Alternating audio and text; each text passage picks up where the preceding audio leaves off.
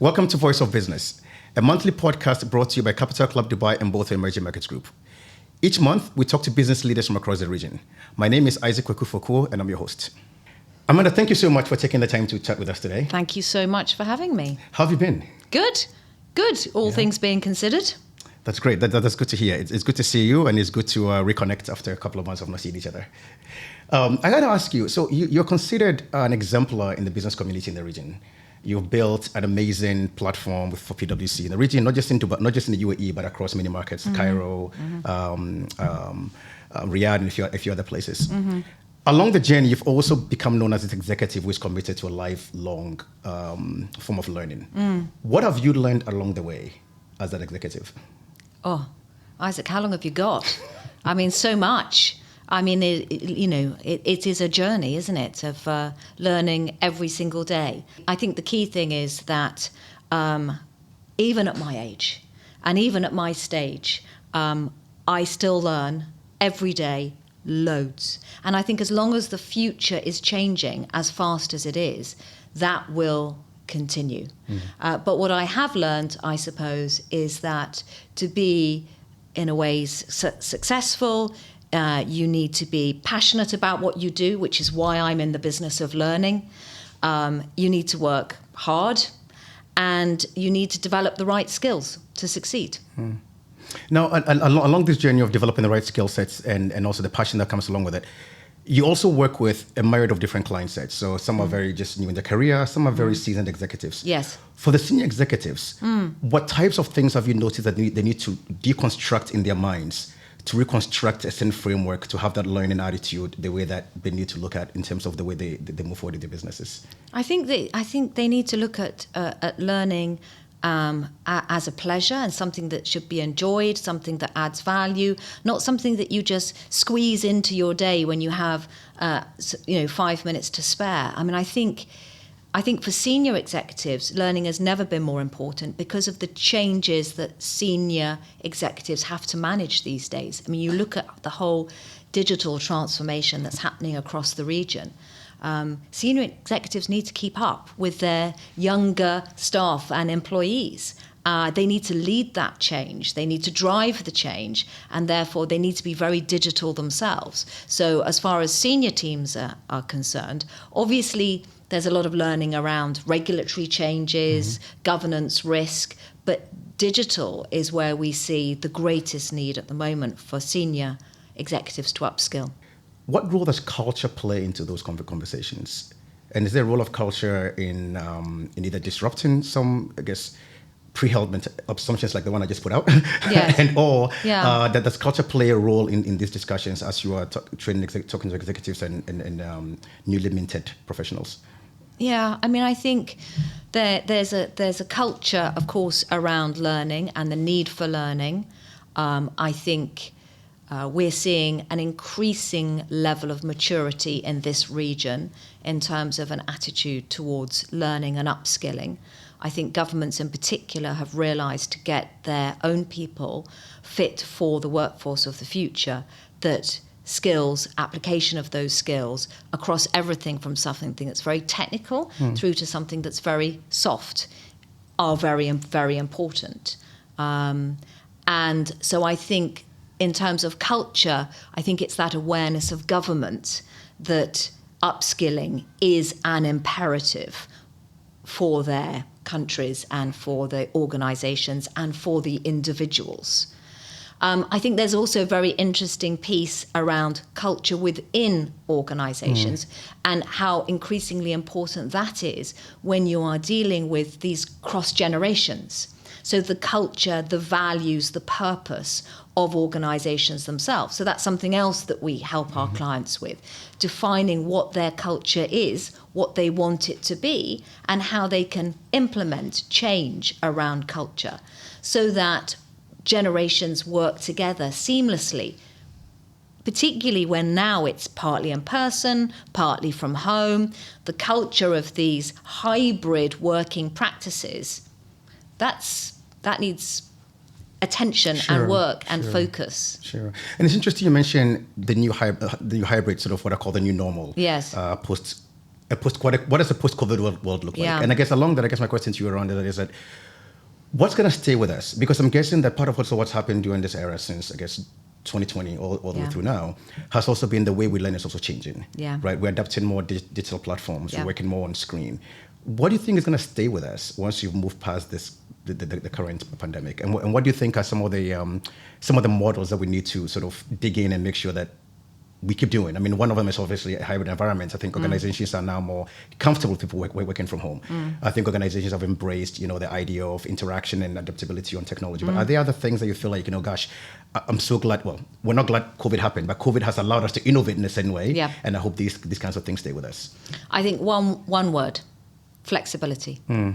That's what will stay. I hope that's what will stay. So I think there's an understanding and a recognition that social interaction, working physically with people, those spontaneous conversations, team working, innovation, that is all a lot easier when it happens face to face. Sure. I think there's also a lot of stuff that can be done remotely working at home, which is easier and as productive. I believe personally that we will move more back towards working from the office, but with a much greater degree of flexibility than we had before. Flexibility is the key, and I think I'm very happy about that because I think that solves another issue as well, which existed pre-COVID, which is the situation that working mothers often find themselves in. Where they need that flexibility around childcare and managing the home, which COVID has now allowed them to have. Sure. So I think after COVID, oh gosh, I hope that is sometime soon. Very soon, we hope. It's the flexibility that most organizations need to focus on. A champion for learning across different platforms. What precipitated that change? How did you sort of get into that journey? And what's kept you there? Into this idea of learning. So I'm going to debunk another one of your assumptions, Isaac. Tell me. Which is that chartered accountants are just accountants and bean counters. I mean, it's the brilliant thing about my qualification and why I love the institute that was kind enough to give me that qualification is because it is a pathway. It is a pathway to so many other things. Training as a chartered accountant is a training in business. And you get to experience and work in other businesses during your training, and afterwards you can take those skills on to do many, many, many things.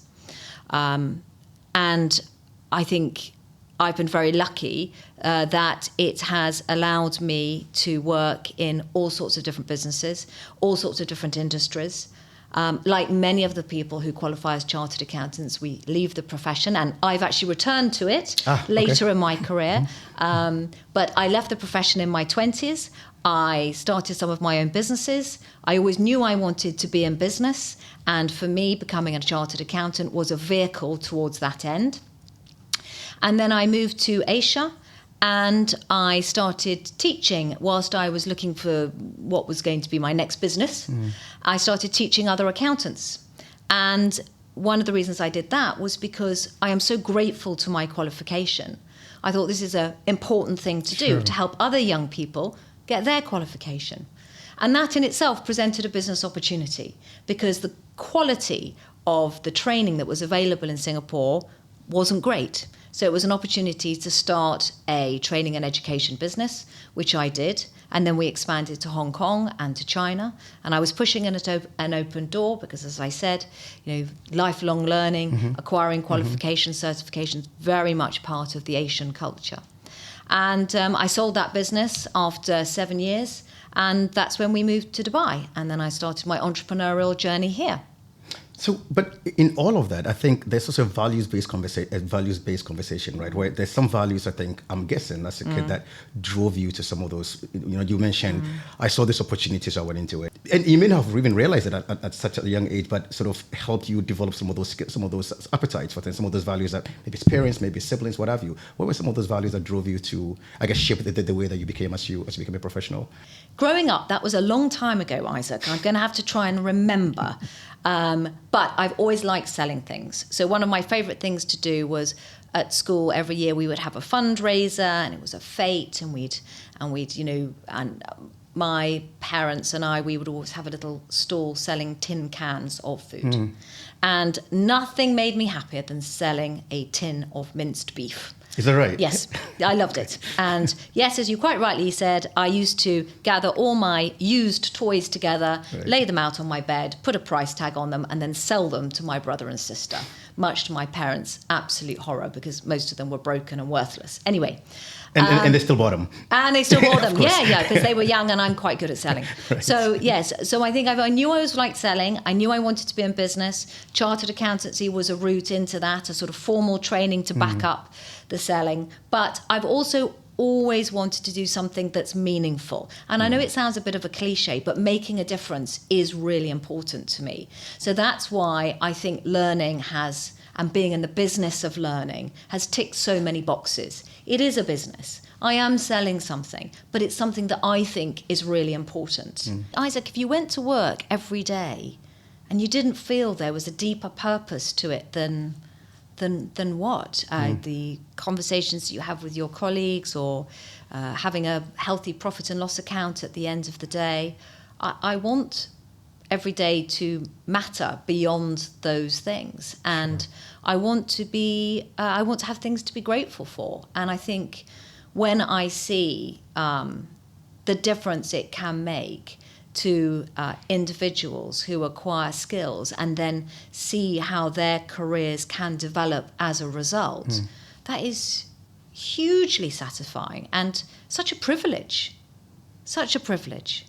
Absolutely. No, I think a lot of times, we talk about this as executives, but the living it is something else, right? And it's almost what I feel like sometimes there's a big delta between what we read as we should do and what we do. Yeah, and I think maybe that's why I find it difficult to articulate it, because it's not something I decided to do.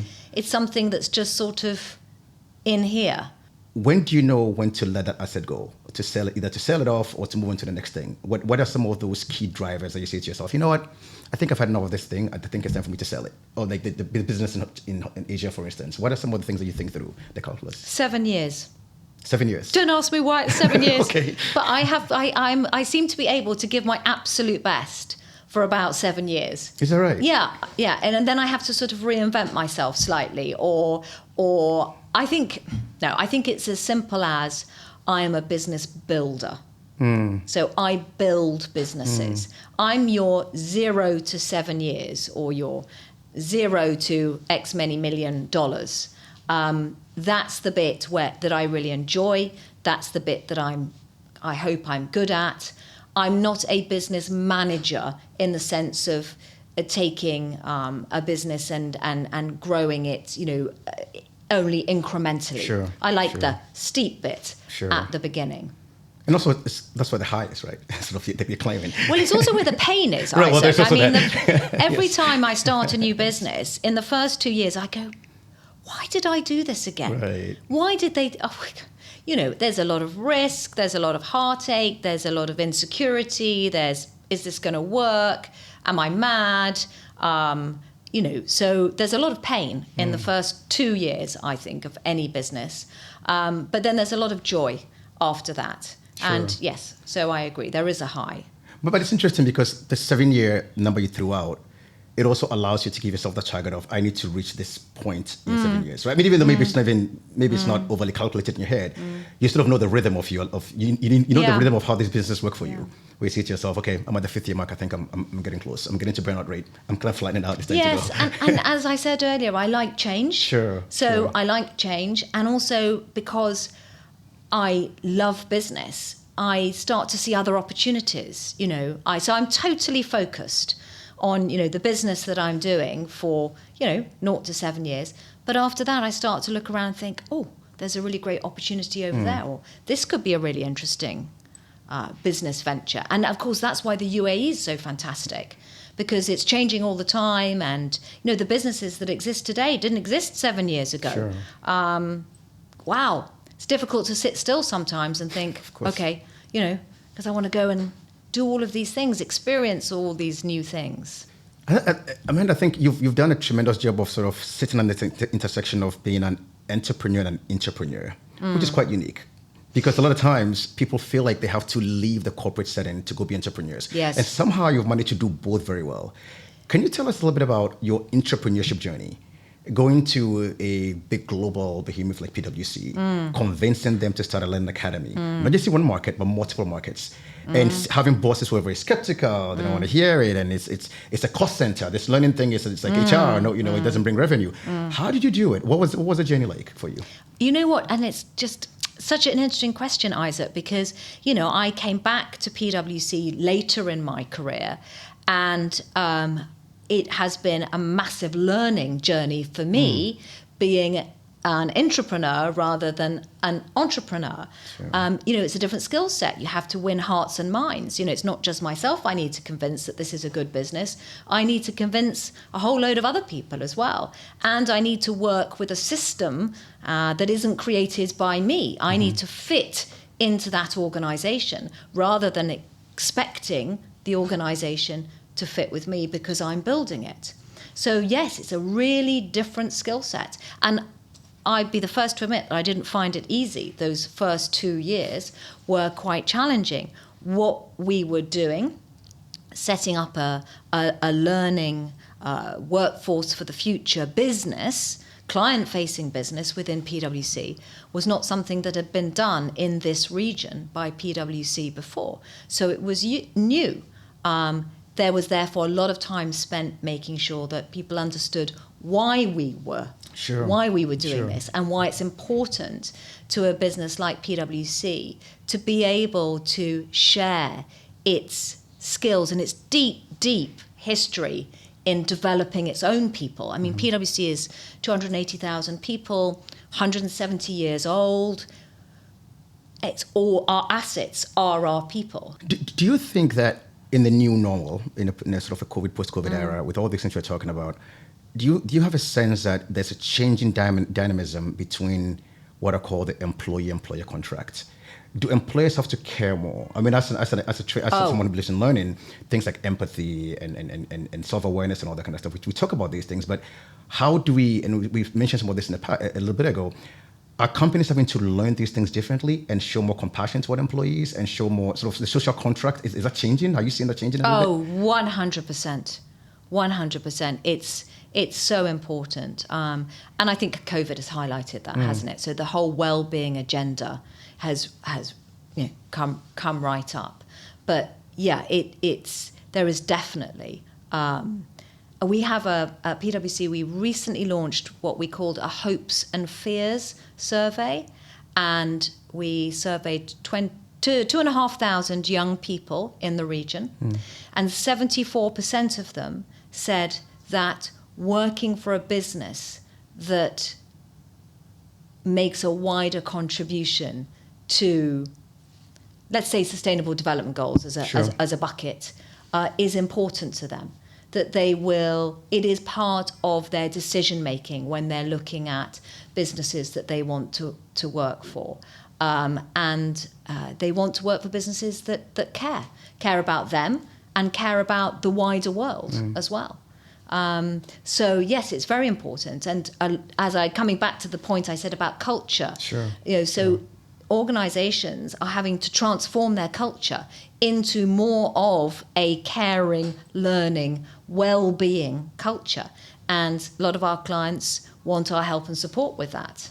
What is the split between, I guess, in your business line, what are PwC clients that you offer your services to, and what are called sort of outsiders, people who are not in your ecosystem, and the need for sort of talent and all these things? What are some of the things that we need to do to make sure that we're leaving, not to sound a bit corny about it, we're leaving the world a better place for our kids, right? And I think learning is a big component of that, and institutions play a big role in that. What are some of the things that I guess you're doing, but also that you feel like leaders should be thinking about in creating that sort of future, making sure the future generation is well equipped and well ready for the world they're inheriting? I think it is about helping young people foster this sense of curiosity about the world and enabling them to feel that they can make change and influence.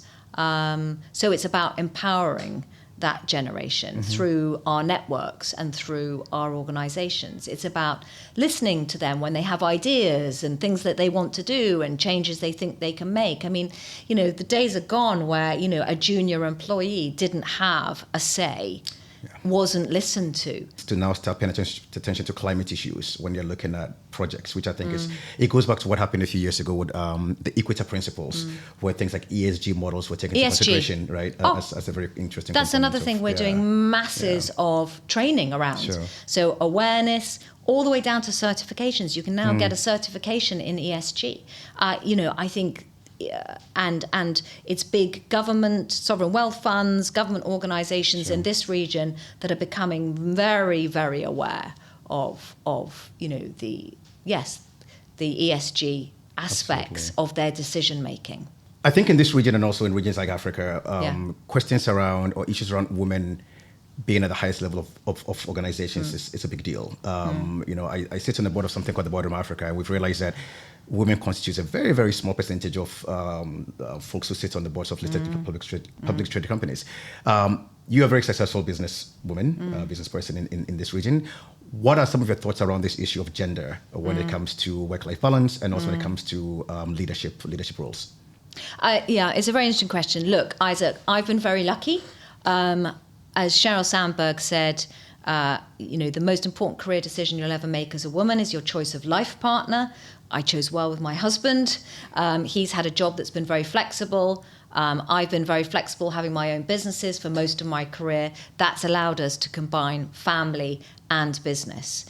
For many women, that is much more challenging. So I think, and we need more women at the top. At PwC, 50% of our new graduates are women. By the time we get to the top, it's more like 13 to 15%. What happens along the way? Families. That's what happens along the way. Generally, that's what gets in the way. So we need to sort out appropriate childcare provision to make it easy for women to come back to work. And also, we need that flexibility. So again, COVID probably is going to leave us a positive legacy in terms of this hybrid working flexibility, which will make it easier for women to combine career and family. Thank you so much. And I guess along the same lines, and this is less, maybe partly gender, but also in general as a professional, what are some of your pain points? What are some things that keep you up at night that you wish you can just make them disappear or solve for?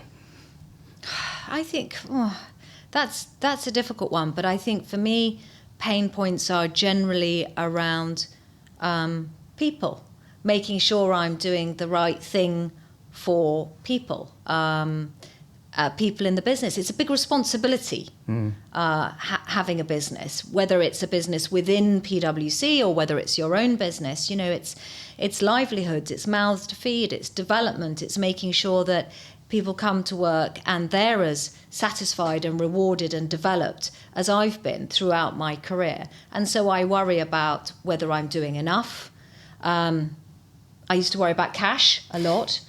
Less so these days. Working for PwC, that's not at the top of my list. And I think balance, getting the balance right between family, friends, career.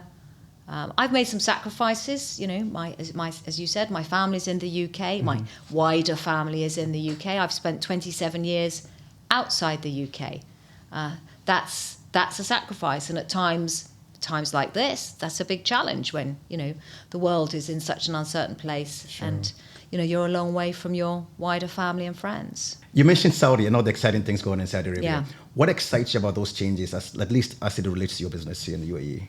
I think there's a lot of exciting stuff going on in Saudi at the moment, but I think if I was to pick one thing, a lot of the work that's happening around tourism and culture in Saudi is huge. We're working with NEOM. We're working with the Royal Commission of Alula around some of the historic sites. And what we're doing is helping them train entrepreneurs around these new historic areas so that they can start their own businesses to take advantage of the cultural tourism that will be coming, they hope, down the road when obviously this pandemic is over.